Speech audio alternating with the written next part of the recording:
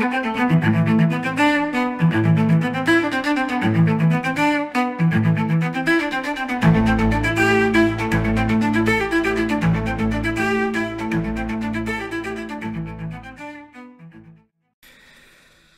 va-t-on trouver ce pognon de dingue, hein, ce fameux pognon de Macron, alors que vous avez des usines qui ferment en pagaille en France? C'est l'industrie qui est en train de s'effondrer, même LCI le dit. Donc ça veut dire qu'il ne va plus y avoir de production industrielle en France, il n'y aura plus que des usines d'armement, il ne va plus rester que ça. C'est pour ça peut-être qu'il appelle à ce que les gens investissent là-dedans, parce qu'il n'y a plus rien, c'est fini.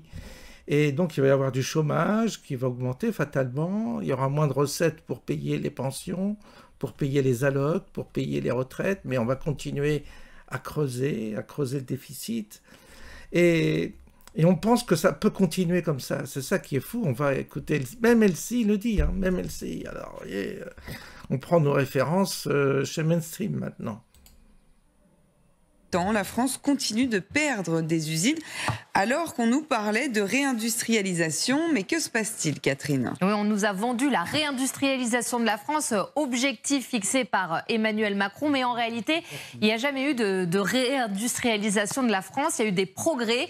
Mais ces derniers mois, la situation, effectivement, a basculé. Avec, regardez, depuis le début de l'année, 23 fermetures nettes d'usines. On a pris toutes les ouvertures, on a enlevé les fermetures et on arrive à ce chiffre net de 23 fermetures. Le semestre précédent, on était regardé à 35 fermetures et en fait 2 semestres d'affilée dans le rouge, ça n'était pas arrivé depuis une dizaine d'années, avec notamment des fermetures d'usines dans des secteurs en particulier, l'agroalimentaire qui a été particulièrement touché parce qu'il y a une stratégie de montée en gamme ces dernières années et qu'on est concurrencé par des produits moins chers venus de l'étranger. Il y a aussi des sites dans l'automobile, on en a beaucoup parlé ces derniers mois, qui ont mis la clé sous la porte. Et puis il y a également des fermetures d'usines dans le domaine des produits métalliques.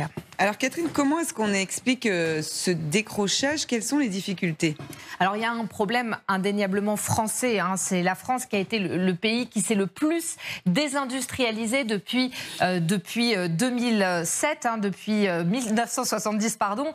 Et on le voit d'ailleurs dans la balance commerciale qui s'est un petit peu redressée ces derniers temps, mais la balance commerciale, elle reste quand même largement déficitaire. On ne produit plus assez de produits en France, c'est pour ça qu'on importe autant. Et ce qu'on produit n'est pas assez compétitif avec, regardez, le coût du travail. On sait que c'est notre problème, on n'arrive pas à résoudre tout cela, mais le coût du travail, c'est 46 € de l'heure dans l'industrie en France, 38 € en Europe. Donc c'est très difficile d'être compétitif. Il y a aussi le niveau de taxe très élevé qui pèse sur les entreprises. Alors c'est vrai que pendant quelques années, il y a eu du mieux. On a stoppé le déclin, on a stoppé l'hémorragie entre 2017 et 2023. Mais donc de nouveau, on a basculé parce qu'aussi il y a ce contexte international et européen qui est très dégradé, parce qu'il n'y a pas que la France. Toute l'industrie européenne souffre. Il y a l'exemple de l'automobile avec ses fermetures de sites partout en Europe. La sidérurgie, la métallurgie, là aussi, ce sont des entreprises qui souffrent beaucoup, des industries qui souffrent beaucoup parce qu'elles utilisent énormément d'énergie et le coût de l'énergie est 3-4 fois plus élevé en Europe qu'en Chine ou aux États-Unis. Et puis l'Europe, il faut le dire aussi, se tire une balle dans le pied parce qu'il y a un trop-plein de réglementation. On est les champions de la réglementation, les bons élèves, notamment de la transition énergétique. Mais le problème, c'est que nous, eh bien, on est les seuls à s'imposer tout cela à nos entreprises et on ouvre notre marché à des produits chinois, par exemple, qui ne répondent pas du tout aux mêmes normes. Donc c'est vrai qu'on est dans une forme de naïveté. En tout cas, on n'arrive pas pour l'instant à se protéger. Et cette industrie européenne, c'est pas moi qui le dis, c'est Mario Draghi, elle est en lente agonie. Donc c'est vrai qu'on aimerait être optimiste, mais il n'y a pas de raison d'être optimiste aujourd'hui quand on parle du secteur industriel européen. Et le défi industriel est loin d'être relevé. Merci en tout cas, Catherine, pour ces précisions. Oui, écoutez... pas mal la démonstration, on n'attend pas plus de LCI, mais grosso modo, il n'y a pas que les industries, il y a tout le secteur privé qui est en train de souffrir. Vous avez les petits commerces, vous avez les artisans, les commerçants, les auto-entrepreneurs, enfin, tous ceux qui sont à leur compte en bavent, ils en chient. Et c'est voulu, et c'est voulu. À chaque fois, il faut répéter, c'est voulu, ça fait partie du plan. C'est dans l'agenda de détruire l'Europe, de détruire cette civilisation, et il faut détruire son économie de façon à la radipoiser complètement. Parce que vous en faites pas, les mesures, vous savez, les mesures contre la Russie, les sanctions, eh bien c'est nous qui les payons, ces sanctions. Les sanctions, c'est nous qui sommes... Nous nous auto-flagellons parce que la Russie se développe bien, la Russie, il n'y a pas de problème, il y a une croissance, et puis ils ont des ressources naturelles à l'infini.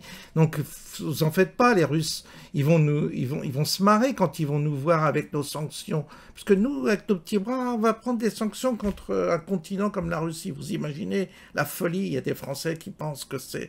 Il y a des Français, pardon, qui ingurgitent ce narratif et qui le répètent au café du coin. Comme quoi, vous savez, le Français n'a plus rien dans le ciboulot. C'est pas étonnant quand on voit le niveau général, c'est pas étonnant. Alors, on va voir ce que ça va donner, mais fatalement, tout ça va s'effondrer, c'est obligé. C'est une obligation. Il n'y a pas d'autre système.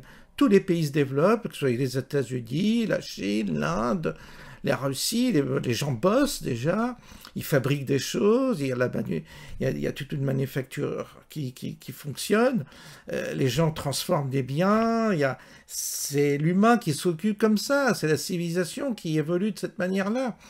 Avec des progrès technologiques et tout. En France, c'est rien. Les bagnoles, ils ont tout foutu en l'air. Ils ont fait avec les voitures une catastrophe avec les voitures électriques et tout ça. Ils ont détruit le marché avec leurs normes, leurs ZFE, tout ça. Il n'y a plus personne. Moi-même, je ne peux plus acheter de voiture. Je roule avec mon vieux Kangoo. Avec, voilà, voilà, on n'a plus envie, parce que ta bagnole, ta batterie, il faut la changer dans 3 ans, il y a de l'obsolescence sur les voitures qui coûtent 40 000 € déjà pour pouvoir l'acheter. Ils ont tout détruit, ils ont détruit, mais c'est voulu. Attention, il ne faut pas penser que c'est le fruit du hasard, ou, comme ils disent, d'un côté idéal ou naïf. Non, non, il y a une volonté de détruire fondamentalement l'Europe, de détruire la structure économique, anthropologique, de détruire le moral, de tout détruire et de détruire même le niveau intellectuel des gens, c'est-à-dire qu'on a un niveau qui s'effondre totalement. C'est pour ça que tu balances 90% le bac. Aujourd'hui, ça ne veut plus rien dire, le bac, au contraire, ça permet de rebaisser le niveau à nouveau. Et voilà le résultat. Bon, bah écoutez, on le sait, tout ça, ça ne fait que confirmer, je sais que vous le savez, on le sait tous. Voilà. Et De Villiers le sait également, on le sait tous.